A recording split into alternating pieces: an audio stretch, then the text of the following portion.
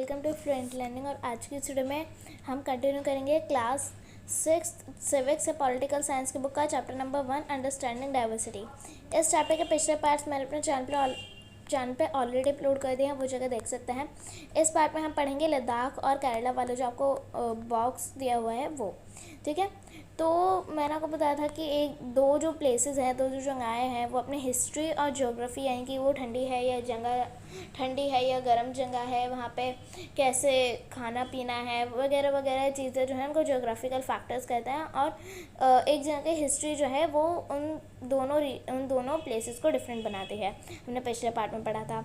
तो इसी चीज़ को हम दो इंडियन स्टेट्स का एग्जाम्पल लेके पढ़ेंगे, जो कि है लद्दाख और केरला। तो इसके साथ साथ हम ये जो इंटेक्स्ट क्वेश्चंस हैं, ये जो आपको साइड में क्वेश्चन दिए हुए हैं, इसको भी हम डिस्कस करते हुए चलेंगे। कि देखो कि इधर पहले तो आपको बोला है कि एटलस लो, यानी कि एटलस तो अभी हमारे पास है नहीं, तो मैं आपको एक रफ आइडिया दे देती हूँ कि केरला और लद्दाख जो है वो कैसे लोकेटेड है, मतलब किधर लोकेटेड है इंडियन मैप पे। तो ये आप मतलब इतनी अच्छी ड्राइंग तो नहीं बनी है, पर आप समझ लो, ठीक है। इधर की साइड को अगर आप अपना इंडिया का मैप अपने साइड में देखो, कहीं पे भी खोल के अपनी एटलस की बुक जो आपको मिली होगी, तो अगर आप इंडिया के मैप को देखो तो अपर पोर्शन में जो है इंडिया के यानी कि जो जम्मू कश्मीर है उसका जो ईस्टर्न पार्ट है, उधर क्या है, लद्दाख लोकेटेड है। फिर क्या है, लद्दाख लोकेटेड है, ईस्ट होता है इधर, वेस्ट होता है इधर, ठीक है। तो क्या होता है कि फिर नेक्स्ट केरला, तो केरला किधर है, साउथ में, इधर लोकेटेड है केरला, ठीक है। तो हमने देख लिया उनकी लोकेशन क्या है मैप पर, एटलस पर, तो उनकी ज्योग्राफिकल लोकेशन हमने देख लिया। अब देखो कि हम साथ साथ में जब भी बॉक्स को रीड करेंगे तो साथ साथ में देखते चलेंगे कि केरला और लद्दाख के लोग कौन कौन से फूड खाते हैं, क्या खाना खाते हैं, वो वहाँ के लोग कैसे कपड़े पहनते हैं, और वहाँ के लोग क्या क्या काम करते हैं, ठीक है।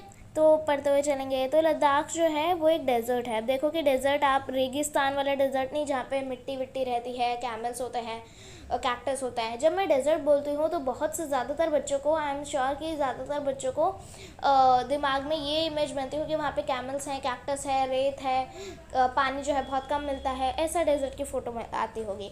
पर मैं आपको बता दूँ कि आप 7th क्लास की ज्योग्राफी में एक चैप्टर है लाइफ इन द डेजर्ट, उसमें और पढ़ेंगे इसके बारे में कि डेजर्ट दो टाइप के होते हैं। एक टाइप का डेजर्ट होता है हॉट डेजर्ट और एक होता है कोल्ड टाइप डेजर्ट।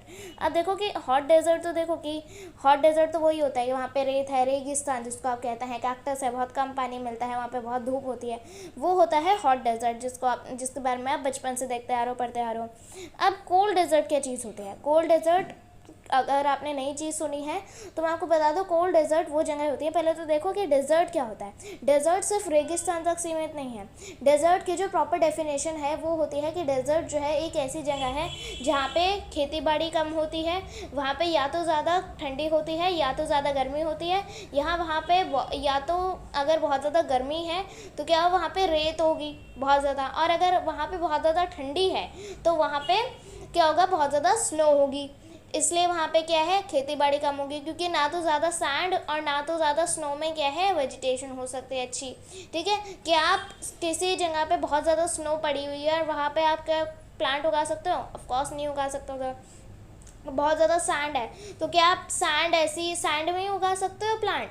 नहीं, ठीक है। तो क्या है कि जब बहुत ज़्यादा जो डेजर्ट्स हैं, तो डेजर्ट्स में ऐसे बहुत कम टाइप के प्लांट होते हैं जिनको आप डेजर्ट्स में उगा सकते हो, या तो ज़्यादा ठंडी में या तो ज़्यादा गर्मी में आप उगा सकते हो, ठीक है।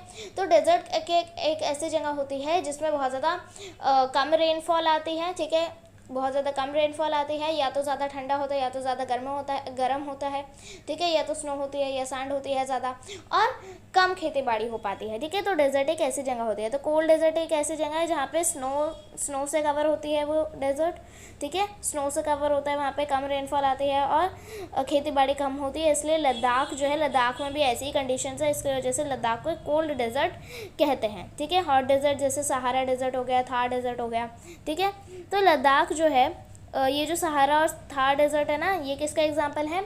ये है हॉट डेजर्ट का एग्जांपल, ठीक है, जहाँ पे रेगिस्तान जिनको आप कहते हो। तो लद्दाख जो है वो एक डेजर्ट है, कोल्ड डेजर्ट है, माउंटेन्स पर लोकेटेड है। ये है लद्दाख की लोकेशन, ठीक है। ये यहाँ से लेके यहाँ तक पूरी लद्दाख की लोकेशन है, पेपर में पूछी जा सकती है।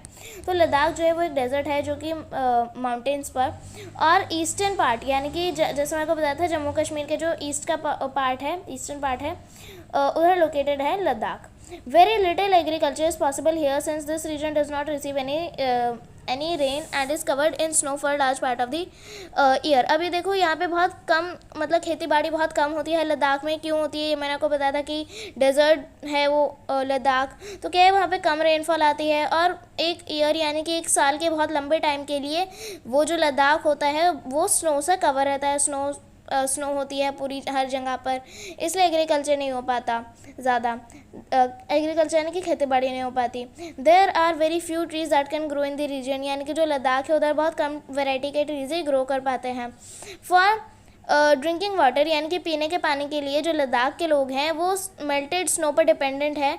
यानी कि लद्दाख में जो स्नो होती है, लद्दाख में जो स्नो होती है वो समर टाइम में, यानी कि जब गर्मियाँ आती हैं, गर्मियों का मंथ आता है मई जून जैसे, तो उधर क्या होता है जब गर्मी पड़ती है तो इसलिए जो गर्मियों का जो मंथ होता है यानी कि जो गर्मी का सीज़न आता है तो क्या होता है लद्दाख में जो स्नो होती है वो मेल्ट होती है। तो क्या है कि लद्दाख के लोग पीने के पानी के लिए किस पर डिपेंडेंट है, मेल्टेड स्नो पर, जो कि समर टाइम में मेल्ट होती है। ठीक है, people here keep sheeps and the sheeps in this region are special because they produce pashmina wool. अभी देखो कि जो लोग होते हैं लद्दाख में वो क्या करते हैं, शीप्स को पालते हैं।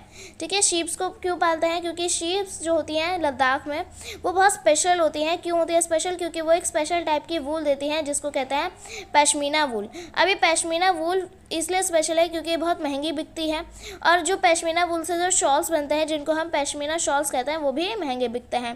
तो लोग जो है वो ये शीप्स को पालते हैं और उनसे केयरफुली कलेक्ट वूल, यानी कि उनकी जो स्किन होती है उससे बहुत ध्यान से उन पे से वूल निकालते हैं, शीप्स पे से पश्मीना वूल को। और फिर कश्मीर से जो ट्रेडर्स आते हैं, लद्दाख में ट्रेडर्स होते हैं व्यापारी, तो कश्मीर से जो ट्रेडर्स आते हैं व्यापार करने के लिए लद्दाख में, तो वो ये जो पश्मीना वूल होती है ये लद्दाख के लोग कश्मीर के ट्रेडर्स को बेच देते हैं।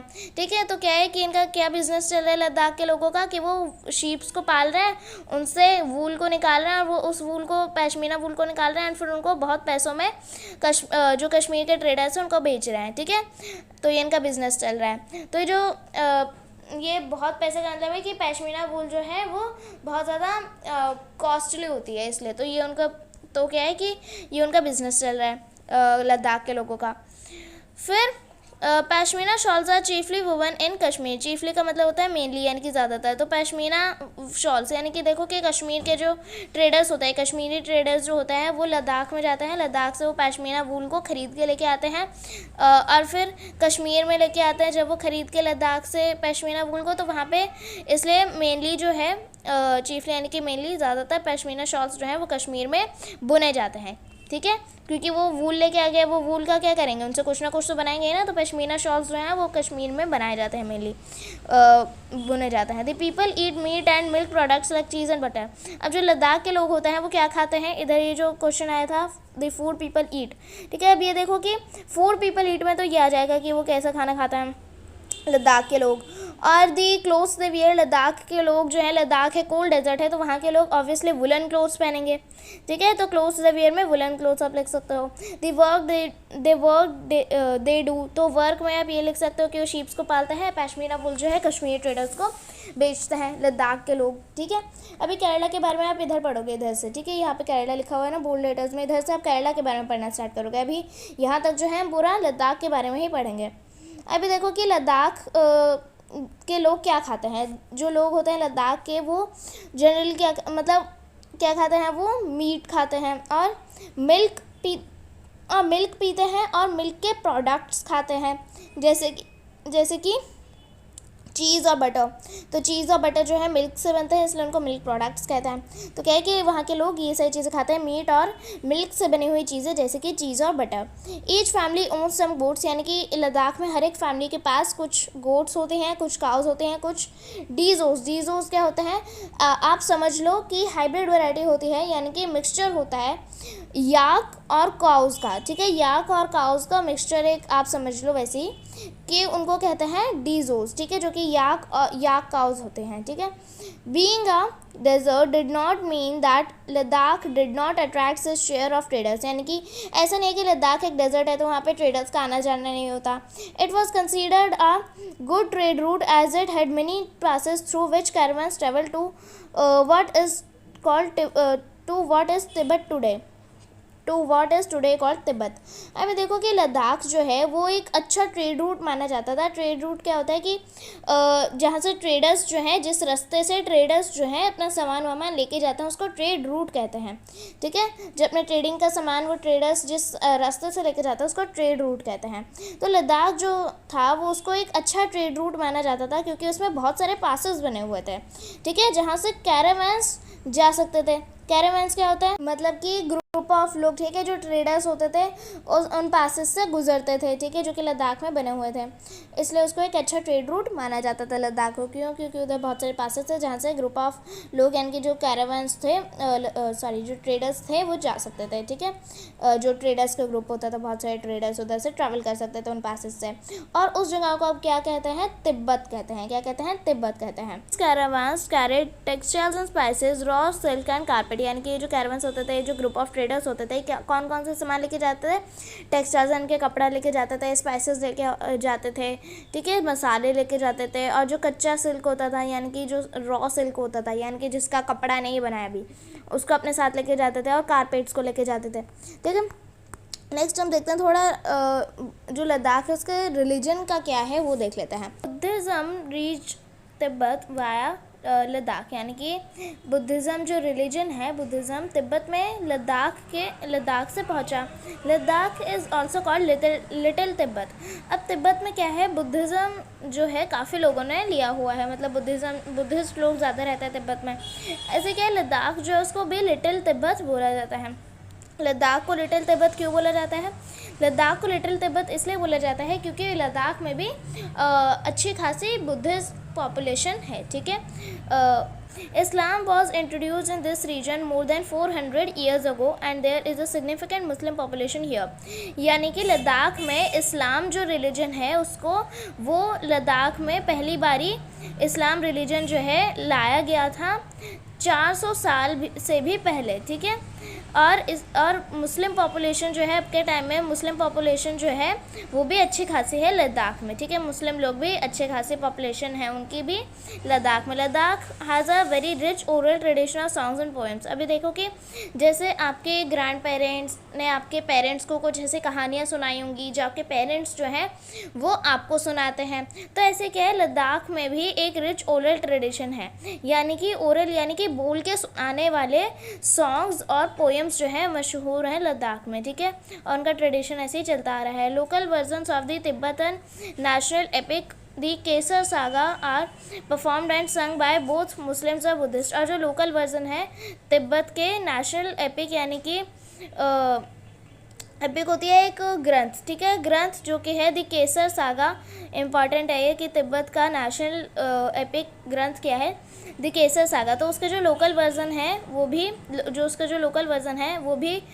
मुस्लिम्स और बुद्धिस्ट लोगों के द्वारा, दोनों रिलीजन के लोगों के द्वारा परफॉर्म किया जाता है और गाया जाता है।